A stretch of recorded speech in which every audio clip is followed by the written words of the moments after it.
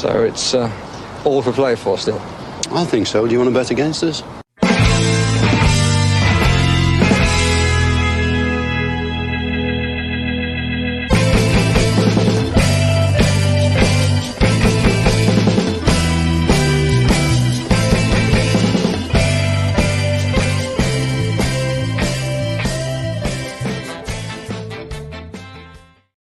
Hello, Aston Villa fans. I'm back again for the third time in one day, and I want to chat to you today about Jaden Philogene because it looks like Jaden Philogene or Jaden Philogene, I think, as he now goes by, he's returning to Aston Villa.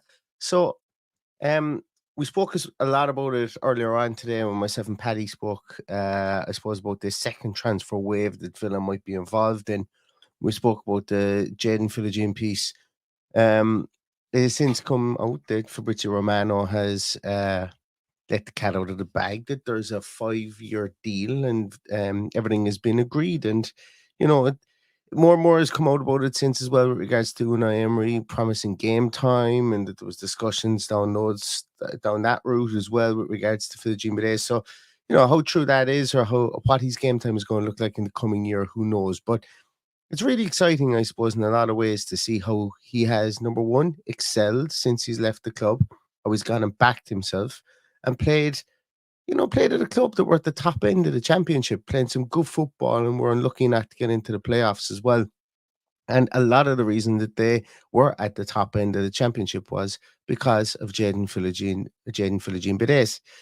So I wanted to take a really quick look at him because coming back into this team, we have an awful lot of wingers. We've been linked with a ton of wingers, I have pieces done on Brajan Gruja. I have pieces done on Federico Chiesa. Might still just release them anyway, just because they were fun to do them. And the reason that I bring those two players up is because with the Diaby question mark, I suppose, and it's probably unfair to mention about that because the Diaby question mark more or less surrounds that second striker, I think, or that number 10 role for Aston Villa. That's kind of where he played last year. Very rarely played directly out in the wing. And it was Leon Bailey on the wing, or it was pushing John McGinn out there, or it was, at times, I'm trying to remember last year, Matty Cash. Matty Cash was played out there as well at times last year. And I think that Unai Emery wants to have somebody to come in to play that right wing. And I think that's probably where Jaden Philogene Bides will be stationed, in his time at Aston Villa. And I think that's really interesting because it makes sense. And we'll see that in a moment. Statistically, it makes sense. Last year at Hull, he played, when he played with Hull, played a lot of time on the left wing, but he also played in the right wing as well. So he's versatile. He's very two-footed. As a footballer, he's very two-footed. I think it's worth bringing up. It shouldn't be in a professional era, but it's worth bringing up that he's very two-footed. And I think that it lends itself to a level of flexibility in order that Unai Emery likes. So with that in mind, let's take a little look at Jaden Philogene Bides, or Jaden Philogene. So as I say, we're signing him from Hull. Won't really go into the transfer details with regards to the fees and so on, but as everybody knows, we sold him to Hull for X. Hull were valuing him at 18 million. Ipswich bid 18 million. I think Everton might have bid 18 million as well, and Aston Villa matched it. We had that clause in there where we could match any bid that somebody had put in. I've often said before that I think Villa had an upper level, a ceiling that they would go to for Jaden Philogene. And they went there. They went for the 18 million. Nobody gazumped them. And the reason that they had that ceiling was because they also not only had a matching clause in there, they had a 30% buyback. Now, I've said it in a previous podcast. I think this is one of the most clever and intelligent transfers that Aston Villa have made. They made less money on the outlay of getting the player to go to Hull, in the first place. Can't remember the price. I think it might have been 8 million. So they made less money on that. And at the time, people were saying, that's a good deal for Jaden Philogene Bides. Or maybe then the Cameron Archer deal came out for 18 million and the Aaron Ramsey deal came out for a bit more. And people were saying, okay, the deal doesn't look so good now, for 8 million. It doesn't look so good. But the devil is always in the detail. And the detail for this was that Villa and Unai Emery the argument could be made here, and we will never know the full story, or maybe we will. Maybe he'll say it in a press conference. But the argument that can be made and the speculation that we can draw from what we know right now about this transfer is that Unai Emery liked him, he respected him, and he let him go out and to try and make his name. And that he did with 18 goal contributions last year for Hull.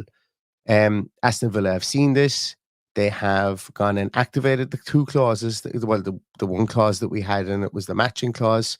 I don't know what the actual fee would be. I think I read somewhere it's going to be 13 points something. And then the reason being is that Aston Villa get a 30% kickback on any sale, on any future sale. So not only was there the matching clause, which I think is so clever. I think it's a really clever clause, and I hope Aston Villa have that clause in for players that leave or young players that leave in the future, because it's a really clever clause. I like it. So they have that clause in there, and they also have the 30% clause. So Aston Villa have essentially bought back Jaden Philogene for 5 point something million here, when everything else taken into account.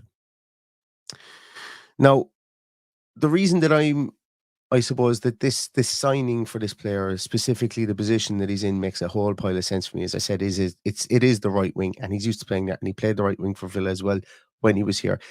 Jaden Philogene has 10 Premier League minutes for Aston Villa over 3 years, would you believe? Which is, it might sound mad, but that's the height of his Premier League experience. But I'm not concerned, because he's also played 80 games. Now I'll move on to the next slide here. He's played 83 games in senior football for Cardiff, for Hull, and for the certain amount of games for Aston Villa as well. So he has a lot of experience of actually playing football, if that makes sense, And he's 22 years of age, but he has those games under his belt. With Stoke as well. Sorry, he played with Stoke too. So he's 3 loans at 3 different championship teams, playing 3 different styles of play. He started 63 of those 83 games, scored 17 goals and 7 assists. That ain't bad for somebody who's 21 and a half years of age. He's a lot of ball seen at a senior level. Like, when we look at the likes of Enzo Barnechea that's come in recently, this guy has more games played at a senior level, I think, off the top of my head, than somebody like him. And Barnechea is 23 years of age. So the footballing education that Philogene has had over the last 3 years can't be underestimated, specifically at Hull as well, because really his breakout was at Hull. He kicked the doors down realistically in the championship last year. He was brilliant. Himself and Omari Hutchinson, or himself and Crescencio Somerville, Omari Hutchinson, they were like the top wingers, really. The top young wingers, I suppose, really in the championship last year. And Jaden Philogene scored 12 goals, had 6 assists, which is absolutely brilliant. It's a really, really good return. He played 4 Premier League minutes for Aston Villa last year, coming on the first game of the season, if we remember rightly as well. But when we look at his heat map here, we begin to understand why this guy could be an Unai Emery favourite, or was an Unai Emery favourite last year as well, albeit we sold him. Not so much the radial graph that you look at on the right-hand side, where I have him up against every other attacking player that would have played left or right side for Aston Villa last year. But when we look at his heat map, we can see, yes, he did play predominantly on that left-hand side. And look, we all know that we're completely and utterly stocked in that left-hand side as well. But he did play some bit on the right-hand side. But look how far back his heat map goes from a defensive point of view. And then draw your eye towards things like the ball recoveries, the dispossessions, things like that. There's statistics even on this list that I don't have shown that you guys should go and look at. The reason I don't have them shown here is that I pick a set of statistics for a winger, specifically in the attacking, the passing, and the possession outlets, because that's where you would imagine that a winger is going to be needed more often than not. I keep them consistent, and the reason I do that is because I want to have an apples for apples comparison for everyone that I do a stat sheet on. Now, probably should I have a supplemental stat sheet as well where I can show this defensive stuff? Yes, I can. I should do. But just go on any of the statistics websites and look at this guy's defensive ability. He's really stepped it up. Really, really, really stepped it up from that point of view with regards to how his development has happened or how he's developed as a player. Like when you look at him as an attacking midfielder or a winger, he comes in the top 2% of tackles made. You know, not afraid to get down and dirty. Also, with regards to interceptions, comes within the top quartile of all wingers and attacking midfielders. It comes within the top 11% for blocks. Comes within the top quartile again for clearances. This guy got back and played up and down both ways and through transitions and also through defensive positioning and shape work as well. This guy worked it last year. Work both wings. And that's good. That's really, really good because I suppose when you look at the wingers that we tend to have had down the years, and Leon Bailey, I suppose we could class as somebody like this. They're attack minded first, they're defense minded second. Philogene's able to switch his brain to be able to play both ways, and I really like that. And I think Unai Emery will like that as well. And also when we look at it here, because now we're going to get you to shift your eyes across here to the radial graph where we can see orange is Morgan Rogers, white is Leon Bailey, the purpley kind of colour is Zaniolo, and the red colour is Moussa Diaby. The green colour is Jaden Philogene. And I know these numbers were put up in the championship, but they are incredibly respectable numbers. And they're incredibly similar numbers to players we have within the squad already. What I mean by that is it's not to one player, it's two players. So he's got a little bit of something from everybody within the squad that we have already, which is really exciting too. Last year he took a ton of shots. Took more shots than any of our wide players. Any of our wide players did, albeit once again, championship shots as opposed to Premier League shots. Were a lot of those on target? 33.9% were. Comes in at the same level as Leon Bailey, you know. Shot creating actions comes in at the same level as Leon Bailey, Morgan Rogers are the two players that we finished up the end of the season as our starting wide players. Look at our goal creating actions, comes in there the same level as Moussa Diaby. Dispossessed, he's slightly higher than everybody, but nowhere near the Nicola Zaniolo. So the stress factor from him may be apparent, but not as apparent as it was from a Zaniolo point of view. Dribbling success rate up there with Leon Bailey as well. You know, pass completion rate higher than everybody within the team, higher than Moussa Diaby, higher than Leon Bailey, higher than Morgan Rogers. You guys may not think that's a great thing, but still, it's showing traits that Unai Emery likes. Pass attempts up there with Leon Bailey as well. So what I'm trying to get at here is if you're in a situation whereby you're protecting a 1-0 lead or a 2-1 lead, and you've started Leon Bailey and he's played lights out and you've 20 minutes to go and you bring on Jaden Philogene based on his numbers for last season, the last 365 days, you're bringing on somebody who can play to the same level as Leon Bailey, except can defend at a much higher level than Leon Bailey. And that's really intelligent. And I think that's exciting. And it shows that you can, you know, that if we are going to go within a system, he'd be a good system fit. And he also adds an additional element to it from the point of view of his defensive work. Does he start over Leon Bailey? Look, Leon Bailey's statistics can be a bit misleading at times. I mean that they look worse than they actually are. Leon Bailey was lights out last year for Aston Villa. He was brilliant. Jaden Philogene isn't going to be as tricky as him. He isn't going to have that knowledge of working with Ollie Watkins as Leon Bailey did. Not in the interim anyway. Can he develop that? Absolutely, he surely can. He's not going to come in and usurp Leon Bailey. And that's not what I'm saying. I'm just saying statistically, the like-for-like analysis of him and Leon Bailey is really good. And I think that that's the kind of level of player determination and player